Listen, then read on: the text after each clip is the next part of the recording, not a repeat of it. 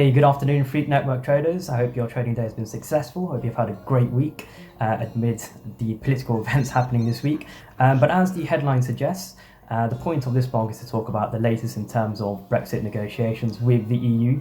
And again, as the headline says, one of the things that's happened so far, and the market's kind of focusing on this with respect to sterling pairs, is the fact that Germany has come out recently and they've sent this kind of internal document to other EU correspondent leaders. And essentially within that document, what they've said is, right, time is pressurized. We're coming towards the end of the year. There's been little progress made in the months beforehand up until now. And what the EU countries need to do is, instead of trying to pursue a deal with the UK, they just need to start getting ready for this scenario, the likelihood scenario where kind of the EU is going to leave the UK.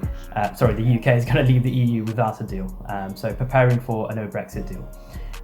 Now, EU correspondents have tried to push an extension towards Boris Johnson, but Boris Johnson's been pretty adamant in terms of no extension, and the main reason being is because he uses the fact that the people have voted out of Brexit, and that he just wants that to be done. He doesn't want there to be any extensions. He just wants it to be finished. And some people say that's a poor mindset to have, but that's the route that he's decided to go for, and it's been officially confirmed that there will not be an extension.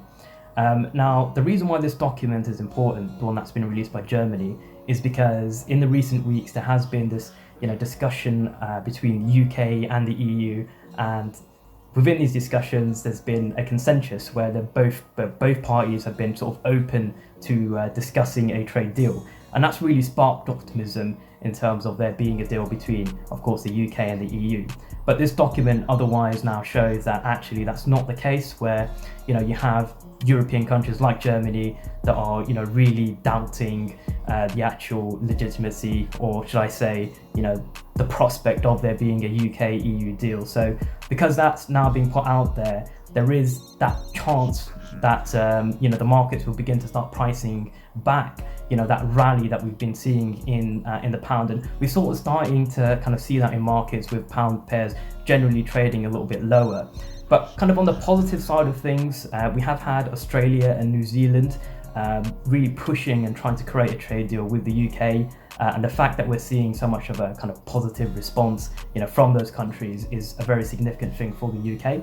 So in the short term, providing that things stay the same, then between the UK and the EU, I think that there will be some short-term kind of bearish momentum coming in for the pound. But so long as more countries like Australia and New Zealand kind of pursue the UK in terms of making a deal with them, where there are fair terms, then I think that will keep the pound relatively supported in the long term. So there is that short-term bearish outlook, and there's a medium to long-term bullish outlook, providing we continue down this trend of, again, making new deals with new countries and kind of leaving the whole UK-EU situation, because personally I don't think that anything's really going to happen there. It's far too late, and there's not going to be any extensions.